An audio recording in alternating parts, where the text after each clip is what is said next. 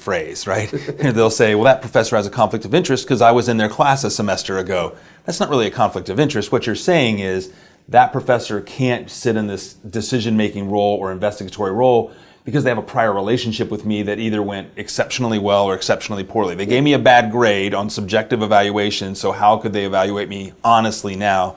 And maybe it was a class of 400 and maybe it was a class of 10, and that would make a difference. I think if you're trying to assess the difference between what a bias is and what a conflict of interest is, that a bias is a slant, right? It means you have your thumb on the scale in some way where you don't view the evidence objectively and impartially. Right. Whereas a conflict of interest, by definition, is a divided loyalty, where you're serving two masters, two mistresses. We've got to be equitable under Title IX. And that you are torn between those divided loyalties in a way that compromises your objectivity. So you wind up in the same place where the objectivity is the issue, but one is caused by a slant and one is really caused by having the obligation to satisfy more than one interest in the process, which is why they call it a conflict of interest.